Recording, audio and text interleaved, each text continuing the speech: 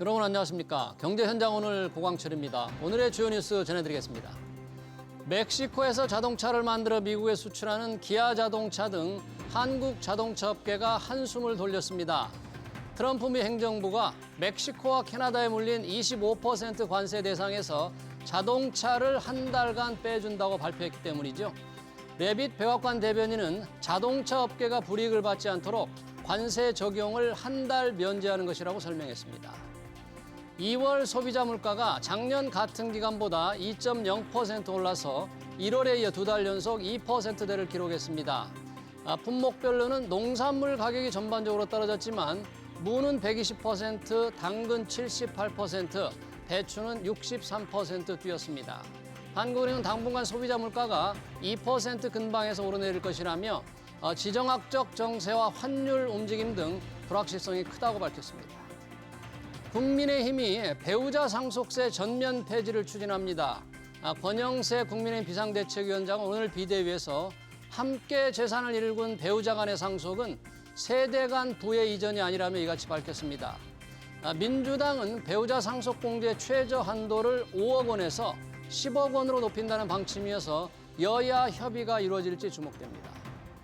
지난해 우리나라의 1인당 국민 총소득 GNI가 36,624달러로 집계됐습니다.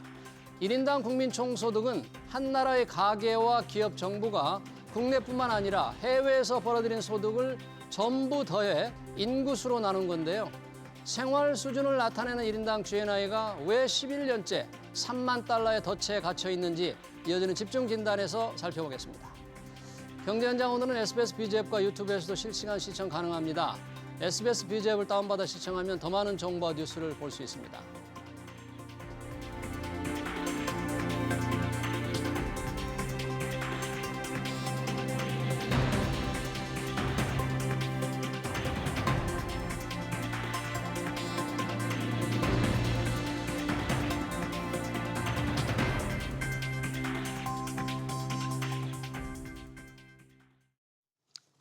네, 선진국 기준으로 볼 수 있는 1인당 국민 총소득 GNI가 4만 달러 돌파 쉽지 않습니다.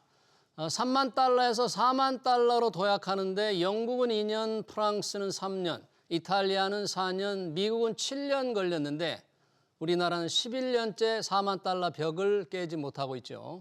앞으로도 저성장이 우려되는데 어떻게 하면 3만 달러 덫에서 빠져나올 수 있을까요? 두 분 모시고 토론해 보겠습니다. 장재철 피나클 경제연구소 대표, 신세돈 숙명여대 경제학부 명예교수 나오셨습니다. 어서 오세요. 네, 반갑습니다. 네. 1인당 국민 총소득 GNI 작년에 36,624달러로 집계됐네요. 3만 달러대 지금 11년째 유지하고 있습니다. 한마디로 말하면 3만 달러대에서 아직 도약을 하지 못하고 있는데 자, 11년간 3만 달러 덫에 걸려 있다 이런 표현을 하고 있는데요. 신세돈 교수님, 네. 이런 상황을 좀 총평을 하신다면 어떻게 봐야 할까요? 11년이잖아요. 네. 그러면 2015년서부터 네. 2024년도까지라는 네. 이야기죠. 그 10년 동안 한국은 성장을 거의 못했다. 성장을 못했다. 제자리 걸음에 네. 멈춰 있습니다. 그 이야기인 것이죠. 예.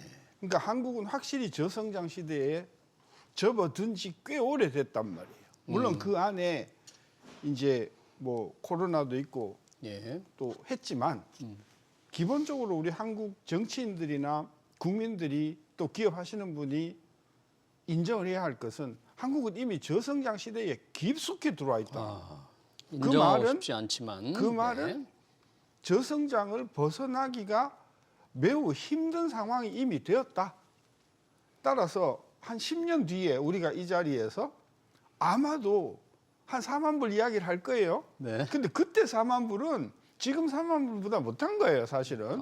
그런 면에서 예. 저는 이게 한국 경제가 장기간 저성장 시대에 접어들었다는 사실을 저는 깨닫는 기회가 되어서 네. 자꾸 뭐 25만 원씩 주어서 땜질할 생각하지 말고 네. 25만 원. 어떻게 하면 한국이 진짜 점법을 해서 네. 4만 불, 5만 불대의 나라로 갈 수 있는 기초를 쌓을 수 있는가. 저는 그 부분을 진짜 이게 심각하게 생각을 해야 할 때다. 알겠습니다. 한번 그 해답을 찾아보기로 하겠습니다. 오늘 시간에 과연 해답이 있을지 모르겠습니다만 다만 GNI라는 게 우리가 지금 3만 달러대 했는데 이게 달러로 이제 표시가 되잖아요. 그러니까 원 달러 환율에도 조금 영향을 받을 것 같은데 혹시 우리나라 환율이 조금 올라서 결국 달러 표시로 된 게 조금밖에 늘지 않은 그런 효과는 없나요? 환율 영향? 환율 효과 있습니다. 그러니까 그 지난 11년 동안 달러 원 환율을 보면 네. 원화가 약 한 22% 정도 절하가 됐어요. 20%요. 예, 네. 그러니까 상당히 많이 된 거죠. 그러니까 네. 지금 말씀 주신 대로 2010년대 초반에는 1,000원대 초반의 달러 원 환율이었거든요. 네. 지금 1,400원대 올라와 있잖아요. 그래서 상당히 달러 원 환율이 이제 올라가서 원화가 약세가 되니까 이걸 달러로 바꿀 때 우리가 많이 벌어놔도 달러로 계산하면 줄어들 수가 있게. 저거들. 예. 그래서 그런 부분도 있습니다. 그래서 보면 이게 지금 저 표에서도 보시다시피 예. 저는 여기 GNI로 설명했지만 저는 1인당 GDP로 계산을 했는데요. 1인당 GDP로 예, 국민 총소득으로 예, 그러니까 1인당 국내 총생산 국내 총생산을 인구로 나눈 건데 독일과 일본 보면 3만 불대에 약 한 12년에서 13년 동안 머물렀었어요. 근데 이제 저 나라들은 4만 불대로 올라왔죠. 예. 근데 우리는 이제 11년째 저렇게 있는 것이고 인당 GDP의 증가율을 보면 예. 그 3만 불 트랩에 빠졌을 때 예. 독일 같은 경우가 1.5% 성장을 했고요. 예. 그리고 일본이 0.2%, 미국 같은 경우에는 7년 만에 4만 달러로 올라왔으니까 약 한 3.8% 성장했는데요. 여기서 보면 한국은 1.7%니까 일본보다는 독일과 일본보다는 좀 나은 것 같아서 예. 어쩌면 뭐 내년이나 후년 내에 넘어갈 수도 있을 것 같아요. 지금 1인당 GDP 기준으로 말씀하시는 그렇죠. 거죠? 1인당 국내 총생산. 국내 총생산으로 봤을 때. 근데 이제 그 옆에 보시면 표 옆에서 보시면 PPP 기준이라는 게 있거든요. 예, 그건 뭔가요? 물가나 아니면 구매력 기준으로 봤을 때 동일한 상품을 이 나라와 저 나라에서 샀을 때 비교한 환율인데 그거로 보면 우리가 지금 6만 불대가 되고 있어요. 예. 우리가 지금 그러니까 환율이랑 물가를 감안해서 보면 예. 3만 불보다 높다는 거죠. 예. 그래서 저 그림에서 보시다시피 그 명목 그 달러 환율로 계산했을 때는 3만 불대에 저렇게 11년째 갇혀 있지만은 구매력 기준으로 봤을 때는 이렇게 올라가서 아까 말씀 주신 환율의 효과도 좀 있다. 네. 이렇게 봐야 될 것 같아요. 그러네요. 그래서 굉장히 중요한 시사점이 여기 있는 것 같습니다. 그래서 교수님이 말씀하신 대로 저성장 국면에서 성장세를 높이든지 아니면 원화가 강세가 되든지 이런 방법이 우리가 3만 불로 갈 수 있는 지름길이라고 볼 수가 있습니다. 네. 근데 그 구매력 통계는 네, PPP 네, 기준으로. 그거는 이제 주로 미국의 CIA가 예. 나라를 평가할 때 쓰는 거거든요. 근데 그 해석을 굉장히 조심해야 돼요. 그래요. 왜요? 우리나라 대학 학비하고 미국 대학 학비가 어디가 더 비쌀까요? 장학금 안 받고 미국이 더 비싼 거 아니에요? 비싸죠. 예. 근데 PPP 계산은 어떻게 하냐면 한국의 대학 학비를 미국의 대학 학비라고 생각을 하고 계산을 하는 거예요. 그러니까 한국의 모든 물건과 서비스의 가격을 미국의 가격으로 환산하면 그게 6만 불이라는 이야기거든요. 예. 그러니까 우리하고 아무 상관없는 이야기라서 우리가 PPP 기준으로 6만 불이다 7만 불이니까 뭐 상당히 잘 사는 나라다. 이렇게 우리가 해석하면 안 그러면 된다. 해석하면 안 네. 된다. 지금 우리가 얘기하는 게 이제 1인당 국민 총소득 아까 장재철 박사님은 1인당 GDP 국내 총생산 국내에서 우리 국민이 생산하든 외국인이 생산하든 다 합한 거를 이제 기준으로 말씀을 하셨고 이제 GNI 우리 국민이 국내나 해외에서 생산한 번 돈을 기준으로 지금 저희가 얘기를 하고 있는데 어찌됐든 3만 달러를 지금 계속 11년째 머물고 있는데 작년 기준으로 보니까 그래도 일본하고 대만은 좀 앞섰더라고요. 이게 환율 아니 근데 대만보다 낫다는 게 뭐 그렇게 훈장감이 되나요? 대만 반도체 산업이 또 워낙 좋으니까. 저는 대만하고 비교하는 것은 좀 자존심이 상하는 그래요? 이야기고 네. 일본하고 비교를 할 때 이제 우리가 뭐 한 2년 지금 일본보다 낫다 예. 이제 그렇게 이야기를 하는데 그거는 일본이야말로 진짜 엔화 약세가 우리보다 더 심한 나라였었거든요. 그러니까 만약에 엔화가 달러당 150엔이 아니고 120엔이라고 치면은 4만 불 넘어갑니다. 그렇죠. 그러니까 따라서 우리가 일본보다 좀 높다고 되게 자랑하고 그러는데 아주 잘못된 것이다. 일본 액화 때문에 지금 그 일본이 실체보다도 좀 나쁘게 나오는 그런 현상이기 때문에 저는 그래서 일본 사람들은요 수출 통계도 엔화로 환산하지 달러로 안 합니다. GDP도 엔화로 환산한 것을 쓰지 네. 달러로 안 해요. 그러니까 다른 나라 사람들이 열심히 달러로 바꿔갖고 네. 넘네 낮네 하는데 일본 사람들은 저 그거에 휘둘리지 않는다. 네. 그런 관점에서 우리 국민들이 일본보다 좀 뭐 달러 환산해가지고 좀 더 낫다고 되게 자긍심을 가지는 것 같은데 네. 죄송한데 그건 아니다. 네. 그러니까 작년만 보면 이제 일본의 엔화가 달러에 대해서 우리 원화 떨어지는 것보다 더 떨어져서 달러로 이렇게 환산을 해보니까 그래도 우리를 못 미쳤다 뭐 그런 얘기 같고요. 지금 3만 달러대에 우리가 덫에 거쳐 있다. 11년 동안 1인당 GNI 기준으로. 그런데 최근 경제 성장률, 분기 성장률 이렇게 보니까요. 작년 2분기 마이너스 0.2, 3분기는 0.1, 4분기 0.1, 올해 1분기도 0.2%라는데 이렇게 낮게 성장한 이 4분기 한 1년만 보면 이렇게 낮게 성장한 때도 우리도 드물지 않습니까? 이 정도면? 그러니까 우리가 전기 대비 성장률로 0.2%의 미만을 이렇게 뭐 3분기 연속 한 적은 딱 3번 있습니다. 그러니까 언제냐면 79년도 2005 오일 쇼크 있을 때 그렇고요. 오일 쇼크. 1997년 외환 위기 있을 때 그렇고요. 코로나 위기 때. 그러니까 그때는 다 성장률이 마이너스였어요. 그때 빼놓고 플러스로 저렇게 2분기 연속 0.1%를 갔던 적은 거의 없죠. 그래서 현재 경제 상황이 굉장히 안 좋다고 볼 수가 있는 것이고요. 특히 저렇게 한 분기가 전기 대비 마이너스 역성장을 하면 그 다음 분기는 우리 경제의 그 굉장히 탄력성이 좋아가지고 반등을 많이 했었거든요. 그래서 전체적으로 봤을 때 뭐 1960년서부터 우리가 쭉 분기 성장률을 봤을 때 한 분기가 역성장했다, 마이너스 성장했다. 그러면 그 다음 분기에 평균적으로 2.3% 성장을 했어요.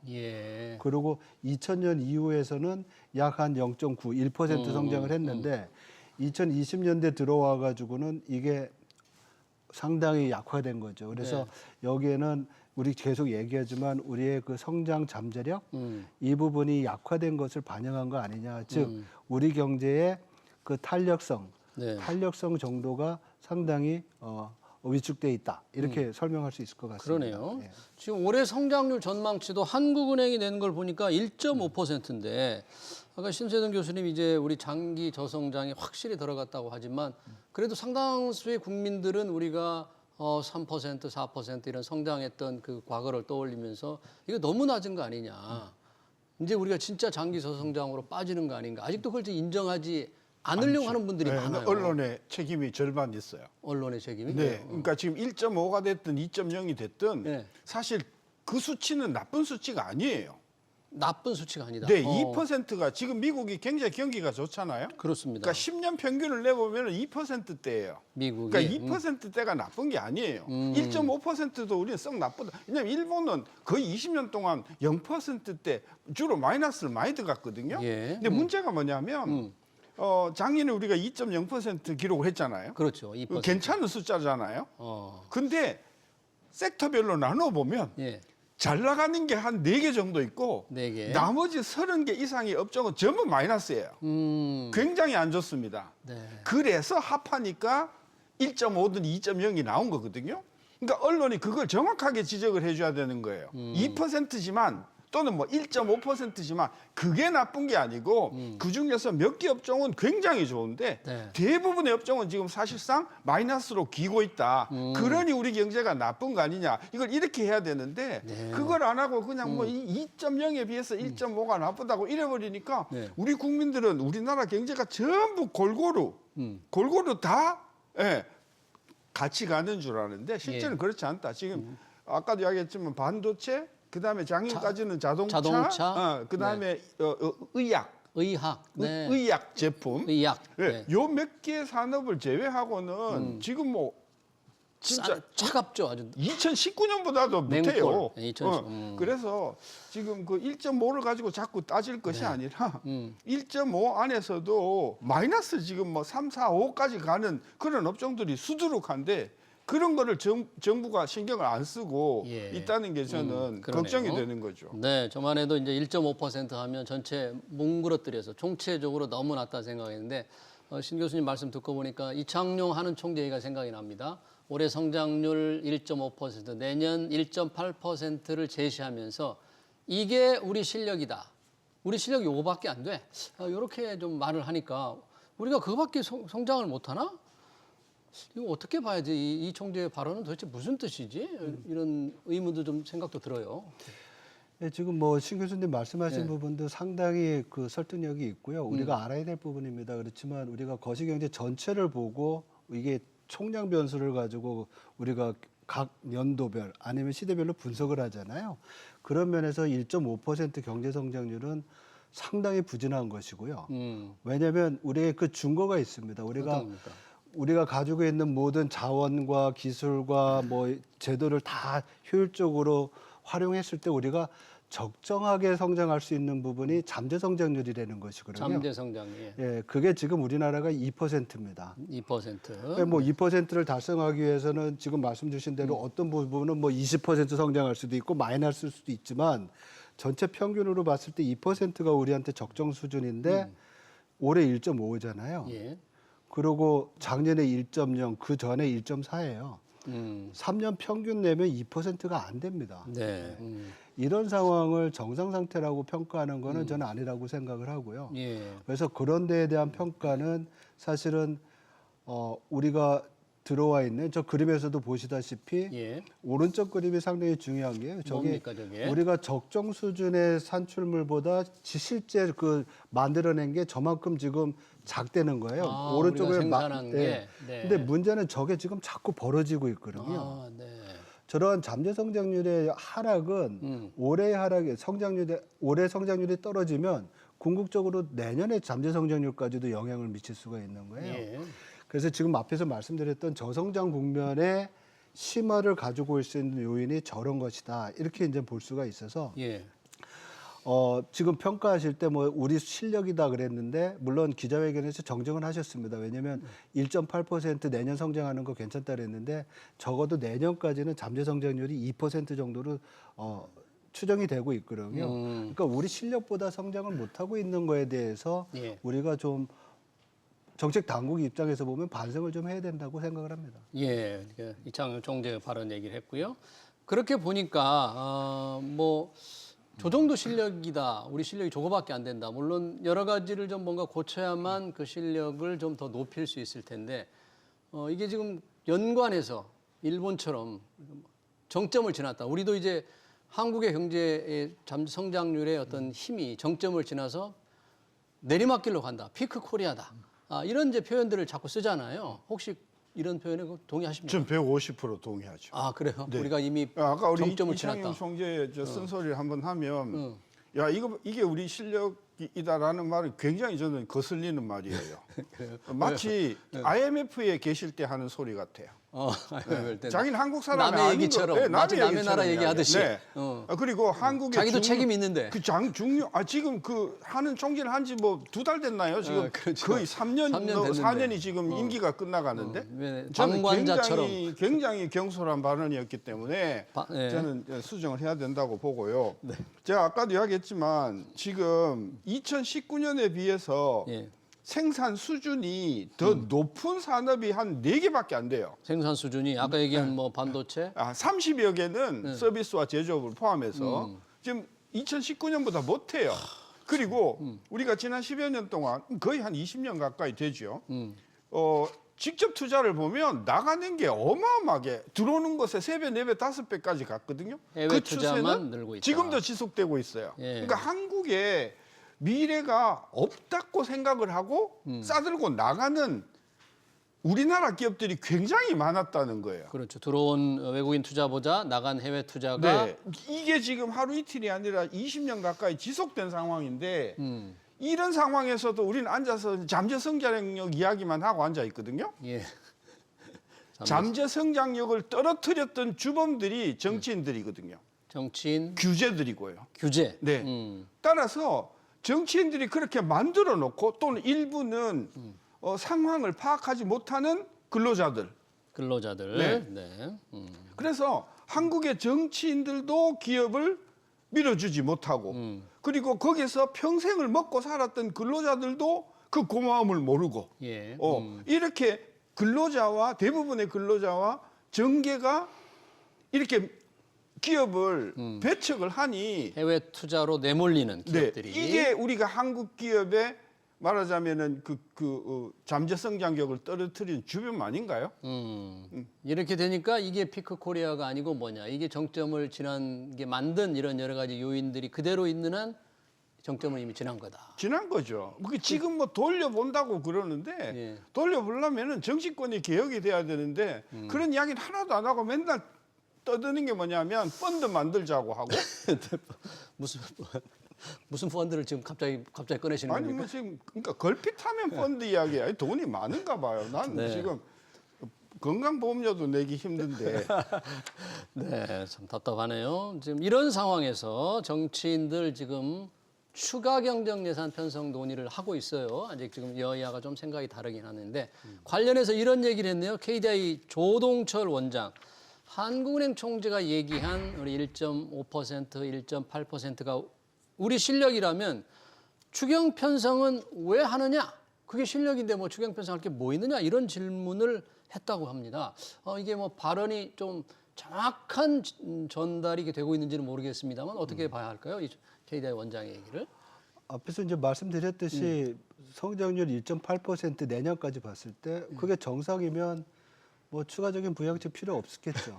네. 근데 문제는 지금이 아까 말씀드렸듯이 우리가 할 수 있는 것보다 못하고 있고 앞에서 그림에서 보다시피 지금 내년 1.8% 성장까지 본다고 하면 네.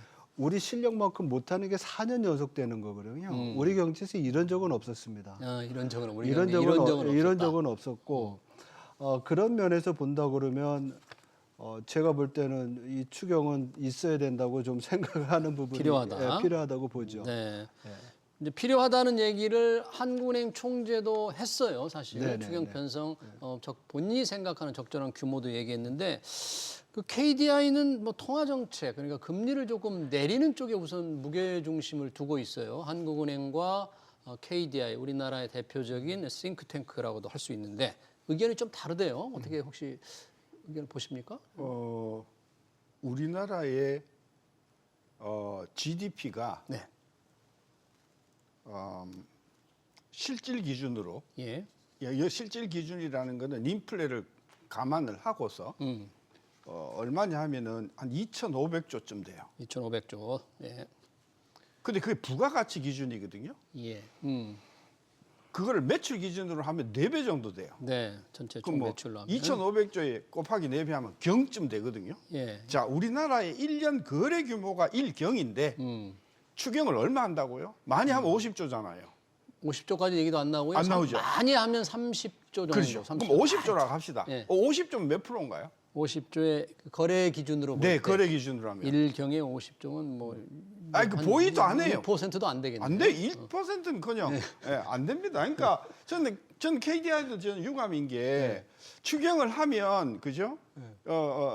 물론 이제 KDI에서는 이제 금리를 낮추자고 했는데 금리를 낮추자 그랬죠. 금리를 낮추어서도 효과가 없지만 추경을 해서 도대체 뭐 얼마를 하겠다는 거냐? 네. 추경해가지고요 경기 성장 효과가 있으려고 하면 최소한 200조 정도는 돼야 됩니다. 200조. 네. 아이고. 그래서 10조, 20조, 30조를 가지고 경기 부양이라고 이야기하는 것 자체가 진짜 이것은 넌센스다. 난센스다. 그래서 추경은 저는 계속 이야기했잖아요. 필요하다. 필요하지만, 왜 필요하냐?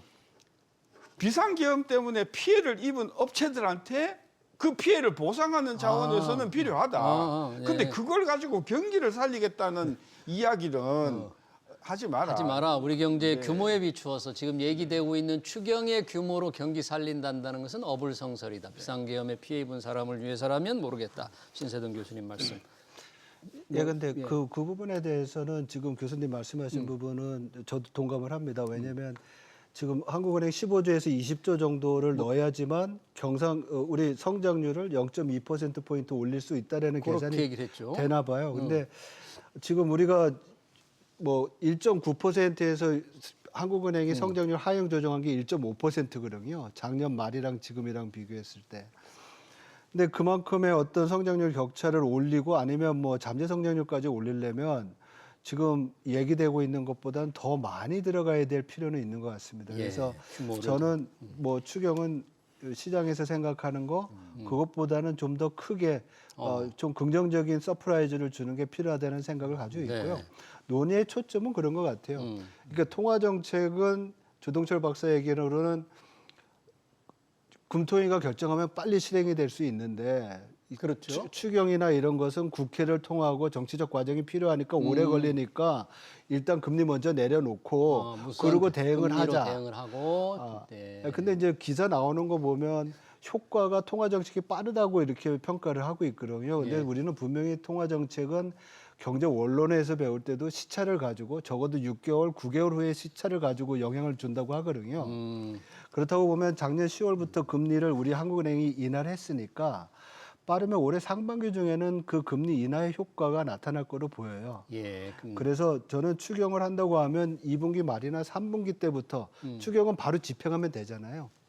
그래서 상반기 중에는 통화 정책을 추가적인 금리 인하를 더 하고 하반기에는 재정을 통해 가지고 추경을 통해서 경기 부양을 해야지만 뭐 계엄 때문에 성장률이 깎였든 아니면 관세 때문에 성장률이 깎였든 이런 부분들을 보완할 수 있는 그런 계기가 되지 않을까 이렇게 지금 보고 있습니다. 우리 경제 규모에 비추어서 경기를 좀 부양하는, 경기를 살리기 위한 추경이라면 뭐 필요성을 떠나서라도 규모가 더 얘기되는 것보다 커야 된다는데 뭐 돈이 하늘에서 떨어지는 건 아니니까 누구 돈으로 또 추경을 하겠습니까? 빚을 내야 되는데 그 문제도 심각하기 때문에 뭐 규모를 무작정 늘릴 수는 없을 것 같습니다.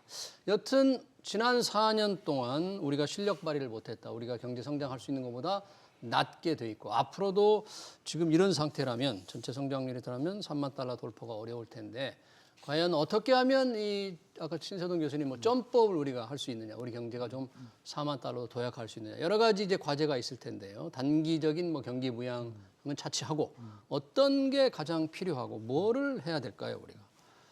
대한민국 경제의 첫째도 둘째도 셋째도 기업이다. 아, 경제를 이끌어가는 주인공은 기업이다. 여기서 기업은 예. 삼성이나 현대와 같은 초인류 기업만이 기업이 아니고 예.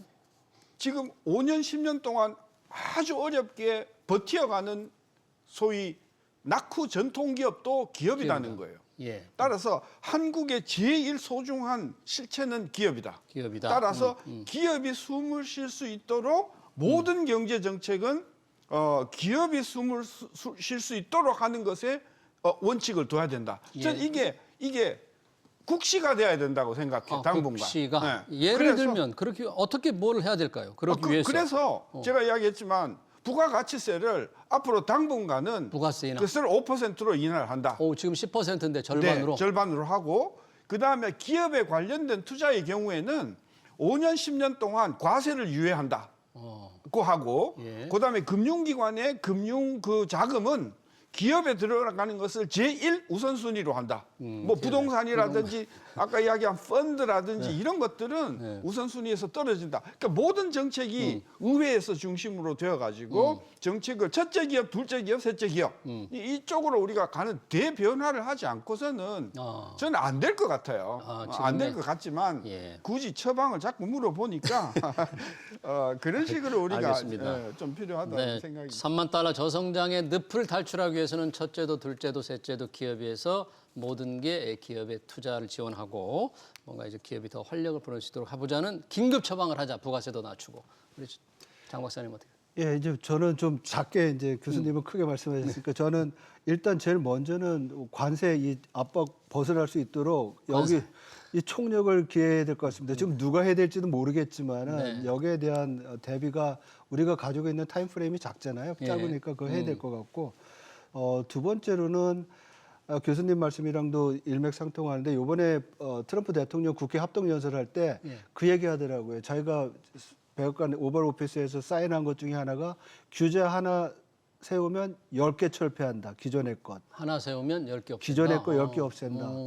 이런 게 굉장히 필요하고 그래야지만 지금 교수님 말씀하신 예. 기업 환경이라든지 투자 환경이 좋아질 수 있는 규제 그런 게 철폐. 예, 그런 게 좀 있을 것 같고요. 지금 우리 계속 성장 잠재력 얘기했잖아요. 우리 나라도 더 적극적으로 산업 정책을 써야 될 것 같아요. 산업 정책이 필요하다. 예, 여기에는 네. 투자라든지 아니면 혁신에 대한 정부의 지원, 민간 부분에 있어서 투자가 더 활성화되도록 지원하는 게 굉장히 필요합니다. 네, 알겠습니다. 두 분이 이게 3만 달러 덫을 돌파할 수 있는 대책을 내놓았는데 이 대책을 실행하고 집행할 수 있는 능력과 의지가 과연 있는지 지켜보겠습니다. 경제 관련 토론 여기서 마치겠습니다. 지금까지 장재철 피나클 경제연구소 대표, 신세돈 숙명여대 경제학부 명예교수였습니다. 고맙습니다.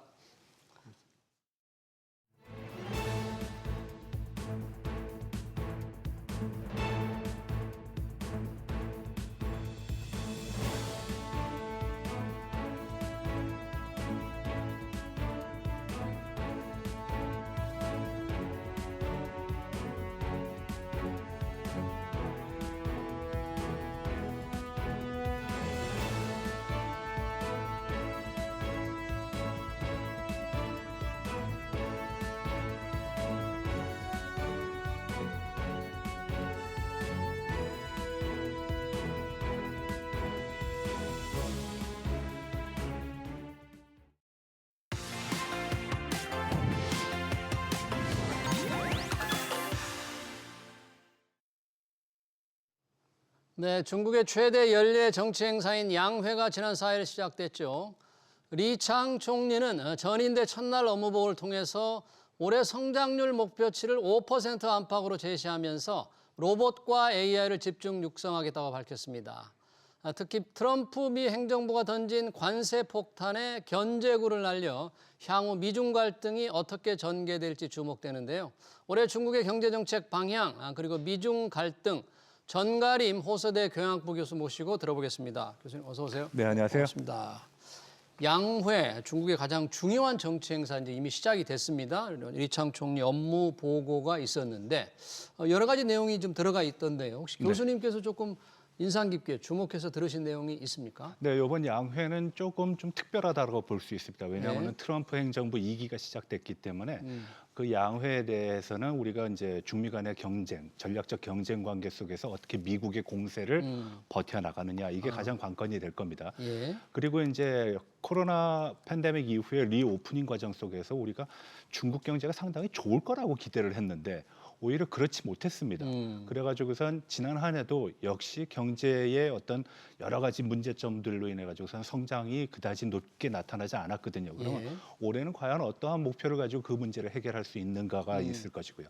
세 번째로는 올해가 14차 5개년 기획이라는 중국의 5개년 경제 개발의 마지막 해입니다. 14차 5개년 네, 마지막. 그리고 내년이 15차 5개년 계획인데 그럼 14차 5개년 계획을 정리를 하면서 과연 어떠한 성과를 인민들한테 보여줄 수 있는가.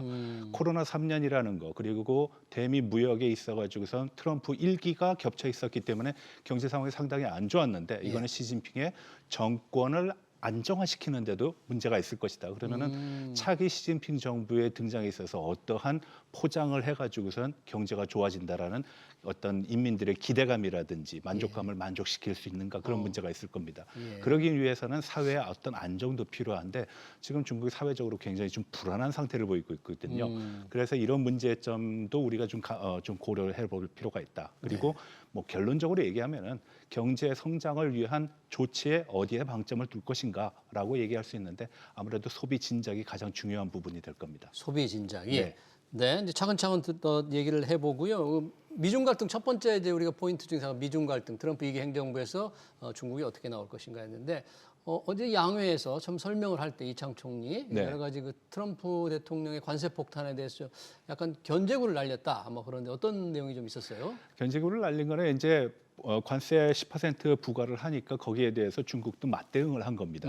이게 1기 때 나왔던 거랑 거의 유사한 부분인데요. 우리가 예. 한 가지 간과하지 말아야 될 부분은 미국이 중국 상품에 대해서 때린 거는 5,250억 달러 정도 규모이고요. 예. 중국이 미국에 대해서 관세 보복을 한 것은 220억 달러입니다. 아, 약 10분의 1 정도밖에 10분의 1. 안 된다라는 거거든요. 예. 중국의 어떤 카드가 그만큼 충분하지 않다라고 볼 수 있는 것이고요. 또 한 가지는 이제 우리가 보통 환율을 가지고 대응을 할 것이다라고 한다고 얘기를 하는데 위안화 환율을 떨어뜨려 가지고 그렇죠. 절하를 함으로 가지고. 가지고서는 이제 대응을 한다는 것인데 중국 경제가 트럼프 일기 때는 굉장히 좋았습니다. 그래서 그러한 방법이 상당히 어떤 효과적인 결과를 갖고 왔는데 대응인데. 지금은 그런 상황이 과연 가능할까? 우리가 지금 몇 년 동안 들어온 중국 부동산의 문제, 예. 또 소비 진작의 문제, 그리고 국내 어떤 투자도 잘 안 되는 상황에서 과연 중국이 그러한 여력을 활용할 수 있을까? 제가 봤을 때는 좀 힘들다고 봅니다. 왜냐하면 예. 환율 조작국의 명단에 올라갈 수도 있는 부분이 있거든요.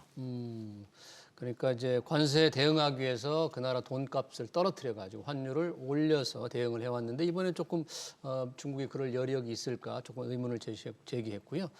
양회에서 일단 첫 업무 보고에서 발표한 올해 성장률 목표치 예상했습니다만 5% 안팎, 3년 연속 같은 수준이잖아요. 네, 맞습니다. 아까 이제 소비 진작이 굉장히 중요하다고 했는데 지금 경제 상황, 트럼프의 관세 대응 이런 걸 보면 좀 쉽지 않을 것 같다는 생각도 드는데 혹시 교수님 어떻게? 네, 그렇습니다. 저명한 전문 기관의 보고에 의하면 보통 한 4.5% 내외 정도로 잡고 있습니다. 예. 근데 이제 중국이 5%를 잡았거든요. 예. 작년 말까지만 해도 4분기에 5% 달성이 굉장히 요원할 것이다라는 예측이 있었습니다. 그러나 결과적으로는 5%를 달성을 했어요. 예. 근데 여기서 우리가 한 가지 좀 주의 깊게 짚고 넘어가야 될 부분이 5% 달성한 국가가 어떻게 디플레이션의 위기에 직면해 있다라는 것이 화제가 되고 그리고 소비 진작을 해야 되고 그리고 공무원들의 월급을 주지 못하는 문제점이 있을 수 있는가. 그래서 5%에는 상당한 거품 그리고 정치적인 어떤 홍보 효과를 위해서 만들어진 그런 결과가 아니겠는가 하는 그런 내용들이 있습니다. 네. 올해도 5% 보고를 얘기를 하면서 아마 실업률이 가장 중요한 부분일 텐데 실업률 상황이 지금 굉장히 안 좋습니다. 그래요? 예, 그래서 이런 부분에 있어가지고선 중국이 채택한 목표 중에 하나가 바로 민영 기업의 활성화를 위해서 이러한 문제점을 풀어나간다라는 것인데 그래서 2월 중순에 민영 기업 자담회를 했습니다. 네. 그래서 과거의 어떤 패턴과는 좀 다른 양상이 보였는데 과거에는 이제 부동산 그리고 뭐 IT 기업 이런 기업들이 나왔는데 올해는 대부분 인공지능 아까 전에 말씀하신 로봇 기업들이 주류를 이루는 그런 IT 기업 대표들하고 이렇게 함께 앉아서 네, 그런 거 그렇습니다. 말하는 거죠. 네. 근데 우리가 코로나 때 미국 주식을 보면서 한번 들어본 얘기가 있을 거예요. 네.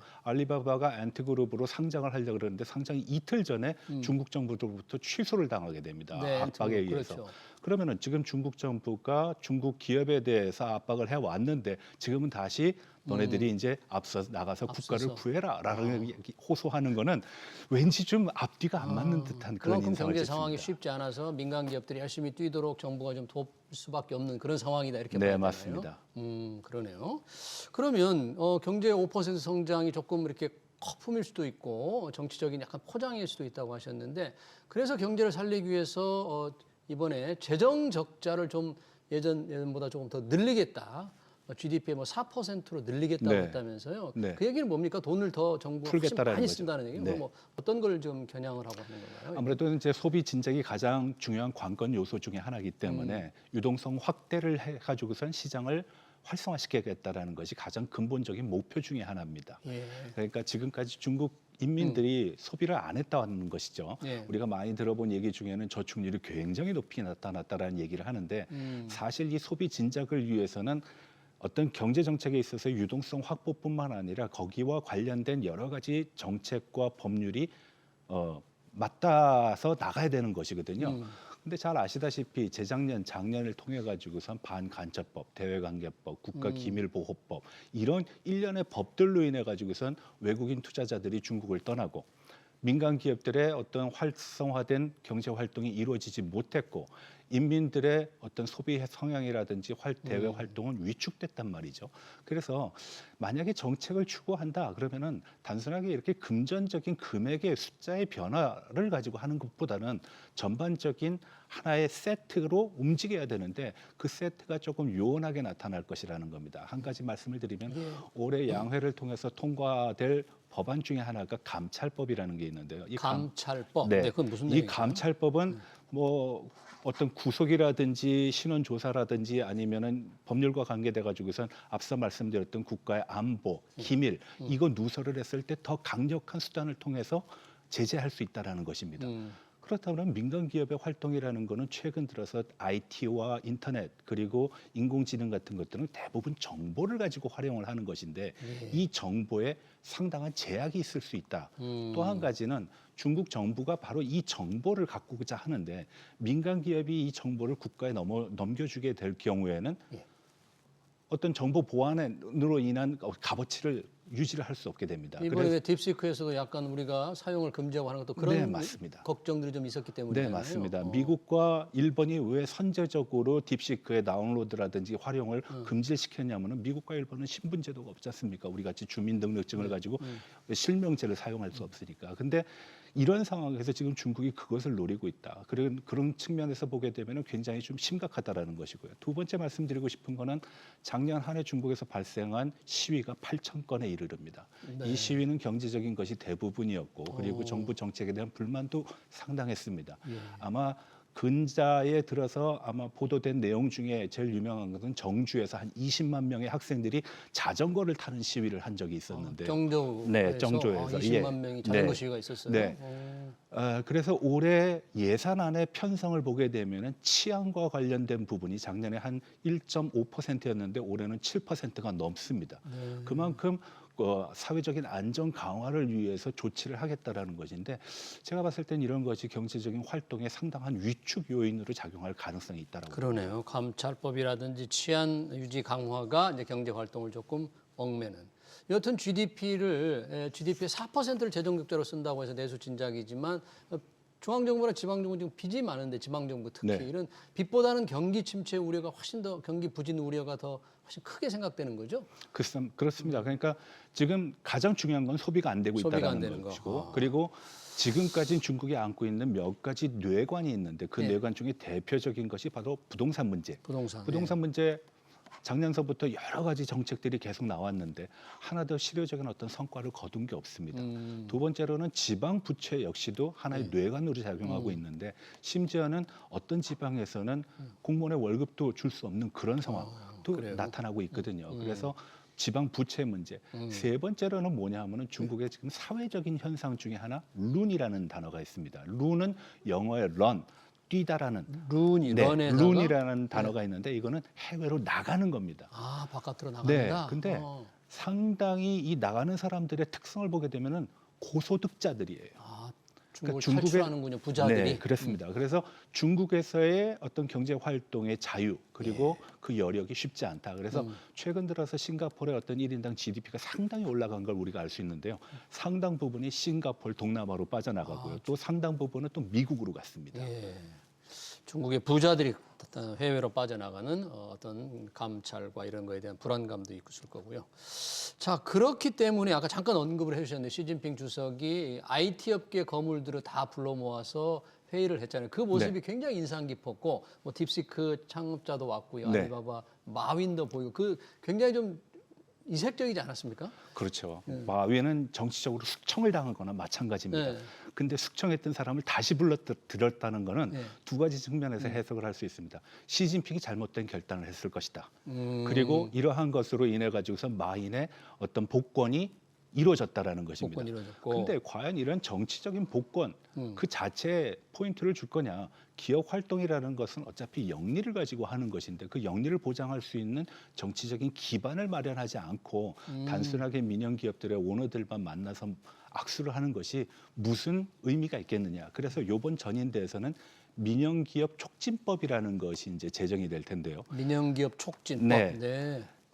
대부분은 지원 방안에 대한 어떤 범위를 늘리고 금액을 늘리고 지원을 원스톱 형식으로 하겠다라는 내용이 주류를 이룰 겁니다. 네. 근데 가장 중요한 거는 이 대부분의 기업들이 중국 정부가 원하는 개인들의 정보, 활동의 범위와 관련된 자산을 가지고 영업을 하는 것이기 때문에 이것이 좀 마찰이 생기지 않을까 하는 생각입니다. 그러네요. 정부가 지원을 한다고 하지만 정보 어떤 관리에 대한 불안감을 좀 가질 수밖에 없다 그런 얘기를 해주셨고요. 또 이번에 이제 딥시크 정말 세계를 놀라게 했는데 수많은 딥시크의 잠재적 기업들이 좀 많이 있을 것이다 이렇게 좀 예상이 되잖아요. 네. 그런 딥시크 제2의 딥시크 어떤 육성책들도 조금 제시가 되나요? 네, 그렇습니다. 중국이 2000년대 이후 들어서면서 우리가 한 가지 주목해야 될 거는 과학 기술에 대한 투자 그리고 정부 지원을 강화를 했다는 겁니다. 그래서 많이 들어보셨을 겁니다. 천인 계획, 만인 계획이라 그래서 해외 뭐 과학자들 그리고 IT 뭐 종사자들을 불러들여 가지고선 국내의 어떤 그런 산업 육성을 지원했고 2023년 9월 같은 경우에는 시진핑이 실질 생산력이라는 표현을 했습니다. 첨단의 과학 기술을 가지고 전통 산업의 변화를 구조적인 변화를 일으켜서 경제를 한번 다시 뛰게끔 만들어 보자라는 걸 했는데 여기에 문제가 있습니다. 이 과학기술에 근본적으로 필요한 몇 가지 조건 중에 하나는 하드웨어가 뒷받침돼야 되는데 미국의 제재로 인해 가지고서 하드웨어 개발이 지금 쉽지 않은 상태거든요. 근데 최근 들어서 중국이 딥시크와 같은 그런 저성능의 어떤 기계를 가지고서는 또 충분히 할 수 있다라고 판단을 했는데 미국에서 지금 조사하는 거는 그럴 수가 없다. 그래서 지금 뭐 동남아 각국 첫 번째 조사를 했던 국가는 UAE입니다. 그래 아랍에미레이트. 왜냐하면 갑자기 아랍에미레이트에서 그 엔비디아의 그 부품들을 GPU 많이 수입이 늘었다. 많이 구입하는 그런 경향이 있었거든요. 그래서 조사를 했어요. 그리고 또 한 가지 지금 혐의에 오르고 있는 국가가 싱가포르인데 아마 조만간에 결과가 나올 겁니다. 근데 싱가포르를 통해서 상당 부분 중국으로 들어갔다라는 것이 지금 흘러나오는 소식입니다. 그러네요. 이번에 또 휴머노이드 로봇, 인간형 로봇과 6세대 이동 통신 뭐 이런 용어들도 좀 공식적으로 좀 등장을 했다면서요? 네, 맞습니다. 이 휴머노이드 로봇이라는 것이 미래의 어떤 성장 동력이 될 것은 분명합니다. 문제는 중국이 가지고 있던 기존의 어떤 산업 구조는 상당히 노동 집약적인 산업 형태였었는데 이것을 어떻게 실업률을 증가시키는 부작용을 극복하면서 휴머노이드 로봇을 사용할 것이란가 하는 문제가 있을 수 있을 것이고요. 두 번째로는 이런 과정 속에서 아마 새로운 어떤 경제를 견인할 수 있는 산업 구조는 재편될 수 있겠지만 중국은 지금 직면한 문제가 사회의 어떤 고령화 문제가 굉장히 심각합니다. 80년대, 90년대, 2000년대 이후에 태어났던 애들이 어머니, 아버지뿐만 아니라 할아버지, 할머니, 친할아버지, 친할머니를 모셔야 되는 1인이 6명, 7명을 부양하는 그런 부담감을 갖고 있는데 만약에 이렇게 어떤 자동화라든지 로봇화로 인해 가지고선 노동 생산력에 혹은 노동 구조에 있어서의 변화가 생긴다 그러면은 상당히 큰 문제라고 할 수 있을 겁니다. 그래서 시진핑 국가 주석도 얼마 전에 찡동이라든지 이렇게 노동력을 많이 투입을 해서 생산하는 기업들에 대해서 임금 인상을 요구를 했거든요. 근데 이번 민영기업 좌담회는 부르지 않았습니다. 아, 그래요? 네, 왜냐하면 그 기업들이 임금을 올려주면 그만큼 마진율이 줄어들기 때문에 그 영업 활동에 어떤 제약을 받는 것이죠. 그러네요. 자, 미중 관세 전쟁을 마지막 질문으로 드리고 싶은데 미국이 이제 10%에서 20% 관세를 물리니까 아까 잠깐 언급을 했습니다만 중국도 보복 관세를 이제 매기기로 했죠. 10일부터죠. 네. 그리고 규모는 좀 아까 적다고 그러셨는데 그런 데서 보면 지난 트럼프 1기 행정부 때 비교해서 중국의 어떤 관세 전략이 조금 달라지는 겁니까? 아니면 어떻게 우리가 해석을 해야 되겠습니까? 달라지기 힘들 거라고 저는 봅니다. 일각에서는 많은 사람들이 중국이 참 4년 동안 준비를 많이 했을 것이다라고 얘기를 하는데 지금 문제는 트럼프가 던지는 공이 직구뿐만 아니라 슬라이더도 있고 커브도 있고 싱크도 있고 하기 때문에 대응하기가 쉽지 않다라는 겁니다. 그래요. 그리고 상당 부분은 이러한 관세 전략이 중국을 상당히 압박하는 요인으로 작용할 뿐만 아니라 연합된 형태로 형성하고 있기 때문에 중국의 출구가 사실 그다지 명확하지 않다라는 겁니다. 캐나다도 관세, 멕시코도 관세. 네, 맞습니다. 뿐만 아니라 중국에 대한 압박에 있어서 유럽과의 연대, 동아시아와의 연대, 최근 들어서는 러시아 푸틴과의 연대도 하고 있기 때문에 만약에 이렇게 된다 그러면은 중국은 남아있는 중동이라든지 아세안에 주력할 수밖에 없는 것입니다. 그래서 리창 총리가 정부 공작 보고에서 한 가지 운을 띄운 내용 중에 하나가 아세안과 중동에 대한 우리의 시장 다변화를 요구하겠다. 이거 고육직책이라고 저는 생각합니다. 시장 규모도 크지 않고요. 네, 그러네요. 미국의 이 관세 보복 전쟁에 대해서 그렇게 여지가 좀 많지 않은 중국의 조금 입장 설명을 들었습니다. 시작된 중국의 최대 정치 행사 양회 관련 얘기 잘 들었습니다. 지금까지 전가림 호서대 교양학부 교수였습니다. 교수님 고맙습니다. 고맙습니다.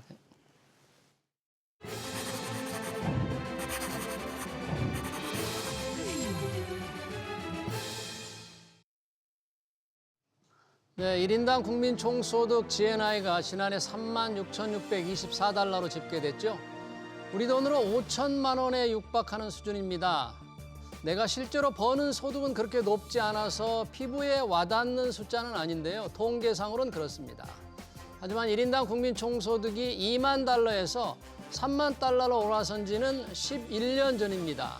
아직도 3만 달러 덫에 갇혀 있는 게 더 큰 문제죠. 구조개혁 안 하고 새로운 산업 키워내지 못한 탓입니다. 정치도 발목을 잡고 있죠. 이대로 주저앉을 수는 없습니다. SBS BG 경제 현장을 여기서 마치겠습니다. 시청해주신 여러분 고맙습니다.